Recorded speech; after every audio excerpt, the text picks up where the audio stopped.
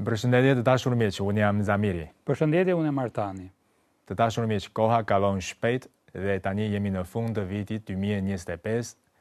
Për këtë vit që po na mbyll shumë shpejt, unë e Artani kemi zgjedhur disa fjala, të cilat që besojmë ne mund të simbolizojnë, mund të përfaqësojnë fenomene të nxehta dhe veprimtari shumë të njohura në këtë vit që po na mbyll shumë shpejt. Apo jo Artani? Po. Edhe me që ti je pilot i emisionit, ti mund na zbulosh fjalën e parë. Unë jam bash piloti, e krye piloti, po mendoj se fjala e parë kyçet, domethënë për vitin që po mbyllim për 2025 është turizmi, sepse turizmi vërtet si në Kinë ashtu edhe në Shqipëri ka pasur vërtet një rritje, një zhvillim shumë të madh. Dje Shqipëria vitet e fundit është bërë një nga destinacionet më të pëlqyera nga turistë nga mbar bota për pasuritë kulturore, për natyrën e bukur, për ushqimet e shijshme, por ndër këta turistë të huaj, ata që po spikatin më shumë vitet e fundit janë padyshim turistët kinezë, është besoj grupi me rritjen më të madhe të turistëve, domethënë grupi i turistëve të huaj me rritjen më të madhe në këto vitet e fundit, sidomos pas heqjes së vizave ndërmjet të dy vendeve dhe për shembull mbaj mend që në fillim të vitit kaluar ata zyrtarët e muzeut Gjergj Kastriot Skënderbeu në Krujë thanë që në fillim të vitit kaluar pra vizitorët nga Kina zinin numrin më të madh në këtë muze. Dhe duke parë këtë prirje rritje edhe autoritetet shqiptare të turizmit, agjenci turistike, po mundohen të marrin masa për të përmbushur sa më mirë kërkesat e turistëve, vizitorëve kinezë. Shpresojmë po turizmi besoj tashmë është bërë një ndër ato mënyret më të forta lise ndërmjet të dy vendeve, edhe krahas turistëve kinezë në Shqipëri, edhe turistët shqiptar, vizitorë shqiptar në Kinë. Nemi edhe dëshmitar vetë, kanë ardhur duke ushtuar se vinë miq të afërm, të njohur pa njohur, i hasim më shumë në Kinë. Pra dhe shpresoj dhe besoj se kjo prirje do të vazhdojë edhe në të ardhmen. Po, është vërtet që turizmi është një fjalë kyçe për zhvillimin ekonomik dhe shoqëror të Shqipërisë, jo vetëm gjatë vitit 2025, por për disa kohë. Ky fenomen e ka zgjatur si një sektor shumë i nxehtë. Po kjo është fjalja e parë, vërtet e nxehtë, dhe fjalja e dytë është avioni, sepse nëse bëjmë turizëm, nëse shkojmë në një vend pa viza ose për një vend me tranzit pa viza, do të udhtojmë sigurisht me avion, është opsioni i parë. Se për shembull Artani ti ke udhëtuar shumë mes Kinës e Shqipërisë. Kush është opsioni i parë? E kam fjalë për atë aeroplan. Është i vetmi. Është i vetmi aeroplani sigurisht. Po, e kam fjalë për atë tipin e avionit. Po, deri tash tipet kryesorë janë dy, Boeingu amerikan dhe Airbusi evropian. Ndërsa tash në tregun kinez është pasuruar me një opsion të tretë që quhet C919. Është një tip avioni i vetë dizajnuar, i vetë zhvilluar, i vetë prodhuar nga kompania kineze Comac. Tashi me këtë përdorimin e këtij avioni kinez janë transportuar, qysh nga fillimi në vitin 2023 deri më tash, janë transportuar mbi 2 milion vizitor pasagjerë. Po. Po. Edhe tashi me zgjerimin e rrjetit të shërbimit, ky avion është pajisur për 13 kompanitë ajrore, 10 janë për transport pasagjerësh, 3 janë për marrash. Ndërsa 9 janë kompanitë kineze dhe 3 janë kompanitë të huaja, të Indonezisë, Laosit, edhe të Vietnamit, domethënë jo vetëm në tregun kinez, por edhe në një treg më të gjerë jashtë Kinës. Edhe besojmë që me zgjerimin e mëtejshëm të rrjetit të shërbimit edhe me bashkëpunim të zgjeruar mes Kinës dhe Shqipërisë, në një ditë të ardhshme, ndoshta shumë shpejt në vitin 2026, mund të udhëtojmë me këtë dipin C919 të prodhuar nga Kina mes dy vendeve. Do ishte gjë e bukur të kishte një linjë të drejt për drejt Tiranë-Pekin edhe avioni të ishte C919. Po, për shokët shqiptar që vizitojnë në Kinë tani, nëse mund të qëndrojnë mes disa qyteteve kineze, edhe tashi linjat janë disa linjat mes Shanghait, Pekinit, Xi'an, Chengdu edhe Chongqing, Lanzhou janë pajisur me këtë fluturon ky tip aeroplani. Kështu që shokët shqiptar mund të përdorin, mund të marrin këtë shërbim tani për tani në tregun vendes të Kinës. Po jo vetëm shokët shqiptar, po edhe unë që jam këtu në Kinë, do mundohem të... Me qëra fjalë për qytetet kineze, Artani, po cili është qyteti i parë nëse sugjeron ti për një vizitor, për një shok shqiptar që vinë në Kinë? Po, kryeqyteti, sigurisht Pekini është qyteti kryesor, po varet se çfarë do të, për shembull, nëse do histori, do kulturë, sigurisht është Pekini ose edhe Xi'ani. Po kjo është fjala e tretë e kyçe, që është kultura. Kultura. Kultura, fjala tjetër kyçe e dytë, se është edhe lidhur me turizmin. Për sa i përket kulturës, po them këtu në Kinë, ajo që mund thuhet një nga ngjarjet më të spikatura është padyshim 100 vjetori i pallatit, i muzeut të pallatit këtu në Pekin. Tham, nëse duan miq tanë të shohin kulturë dhe histori, Pekini është zgjedhja numër 1 dhe në Pekin zgjedhja numër 1 pastaj padyshim është muzeu i pallatit.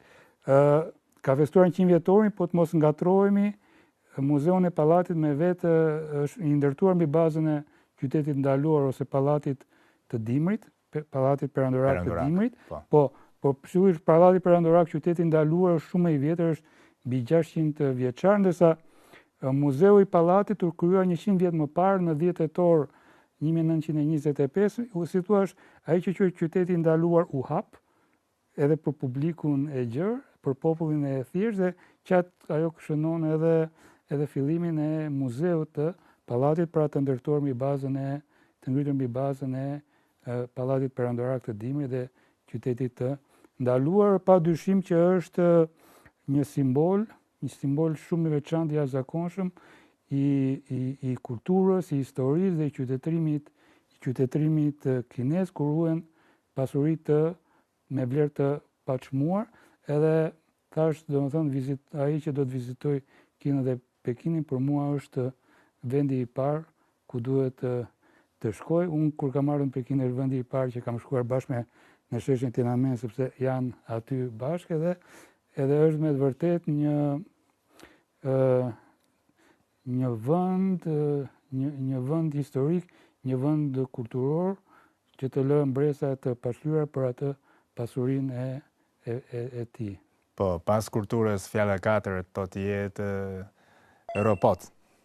Robotet? Robot, po, kjo është vërtet një fjalë para 2025, nëse kur përmendim këtë fjalë, duke si një gjë që na ndodhej shumë larg. Po, në filmat fantastiko-shkencor. Që ndodhej në të ardhmen, në një të ardhmen shumë të largët, ndërsa në këtë vit 2025 kjo gjë e ardhshme na ka ardhur këtu.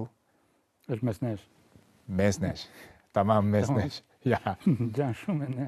Është një gjë fantastike është që ky robot humanoid kanë dalë jashtë fabrikës, domethënë para 2025, është vënë në përdorim për prodhim industrial në fabrika, për prodhimin, montimin e makinave, diçka të automatizuar. Ndërsa në këtë vit teknologjia ka zhvilluar me shpejtësi mjaft të madhe, edhe robot, posaçërisht humanoid, është futur në jetesën tonë të përditshme, për shembull në spital për shërbim mjekësor, dhe në transportin në pakove, ne quajmë kuajdi, është poste shpejt.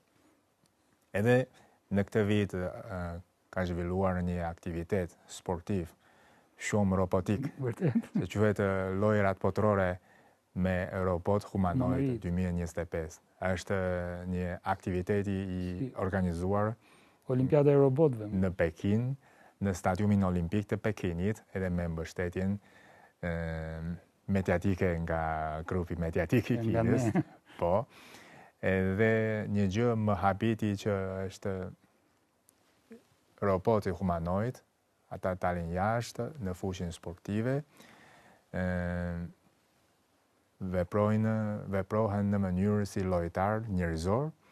Ata kanë shfaqur disa mundësi shumë njerëzore në fushën e boksit, në fushën e vrapimit, në fushën e futbollit. Ja, shiko. Po bëhen si lojtar vërtet. Edhe për shembull, në garën e vrapimit, 1500 metrash. E di sa është koha e kampionit? Robot. Sigurisht robot humanoid. Është 6 minuta e 34 sekonda. Është 1500 metra. Po e njerëzve sa është nuk e dim. Po kampioni tanishëm, rekordi tanishëm është 3 minutë e 26 sekonda. E vendosur në vitin 1998 nga një atleti marokian. Marokian. Po, domethënë kanë akoma që nga dyer më të ngadalë se njerëzit. Nuk është shumë shpejt, më shpejt se rekordi njerëzor, por një gjë e vërtet që është më shpejt se njerëzit tanishëm, njerëzit zakonshëm. Për shembull, ti vrapon shpejt, po unë nuk për 8 minuta. Nëse unë të vrapoj bashkë me këtë robot humanoid, unë nuk mund të mbaroj 1500 metra brenda kaq shpejt, kaq kohë të shpejt. Kjo është gara e kohës e turimit, e fuqisë turimit, por kemi edhe një garën e vrapimit 100 metra, është më shpejt. Tani rezultati është 21 sekond e 5 të dhjetat. Është më shpejt, apo jo? Më shpejt, jo si Usain Bolt, që ka shënuar 9 sekonda, por një robot i tillë me teknologji të sotme mund të vrapoj shumë shpejt. 21 sekonda nuk është shpejt si atleti profesionist, por më shpejt Jo. Më shpejt se mua. Jo. Se unë, kur isha në shkollën e mesme, kur isha në pikun e lartë të karrierës personale. Po, unë isha 14,5 sekonda. Pas ke gjë mirë. Po, isha 20 vjet më parë, ndërsa tashi është shumë e vështirë. Ideja është që mos haro që ky është aktivitet i parë i lojrave botërore për robot humanoid në vitin 2025. Prandaj ka shënëtar me tavër besoj me një potencial shumë të madh. Po futboll luajnë? Sigurisht, në fushën e futbollit, edhe tashi ekipet mbi 30 vendeve të botës, si Kina, SBA-ja, Brazili, Gjermania, Italia, Holanda, Japonia, Indonezi, Emiratet Bashkuara, ata kanë regjistruar për pjesëmarrjen në lojrat e futbollit në këtë. Do bëhet kampionat botëror futbolli. Është diçka si botërori vërtet. Do bëhet bashkë me botërorin e vërtet besoj. Po. Po, me që të bëjmë një kalim këtu, domos sporti është fjala tjetër kyçe e vitit 2025, me që jemi te futbolli, për Shqipërinë pa dyshim është fjalë kyçe, sepse një arritje historike, dhe domethënë për herë të parë fale dhe asaj fitore historike në Serbi 1-0.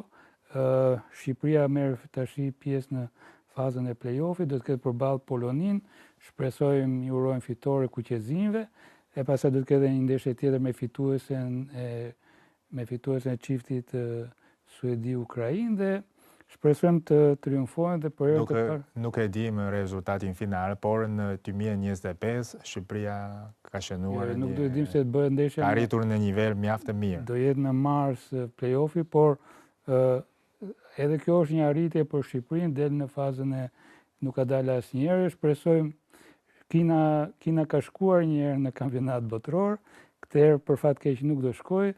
Urojmë të shkojë Shqipëria dhe pastaj shpresojmë që në kampionatin tjetër botror të vitit 2030, që është edhe shumë simbolik sepse është 100 vjetori i fillimit të kampionatit botror të Kupës së Botës, që është organizuar i parë në vitin 1930.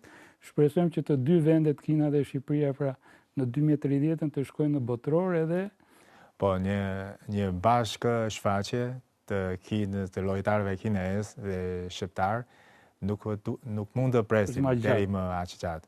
Vetëm në vitin e ri 2026 kemi një arenë të përbashkët sportive që quhet Lojrat Olimpike Dimërore, që zhvillohet në Itali, në Milano Cortina.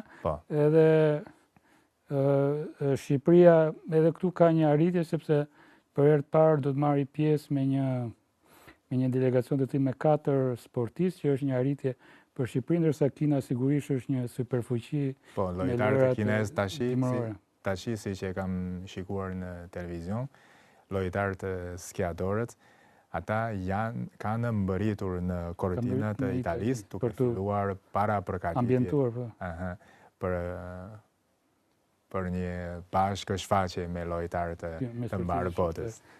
Përfshirë për sigurisht edhe sportistët shqiptarë dhe le të urojmë një paraqitje sa më të mirë sportistëve të dy vendeve në këto lojra. Besoj se kaq ishin fjalët kyçe për vitin që po lëm pas. Po, të dashur miq, tani jemi në fund të vitit 2025, edhe jemi në fund të emisionit të sotëm, me 5 fjala kyçe mbi fenomenet të nxehta që kemi zgjedhur bashkë me Artani.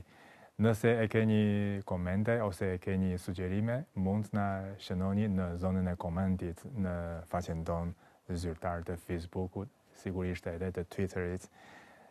Faleminderit për vëmendjen tuaj dhe miru takofshim në vitin 2026.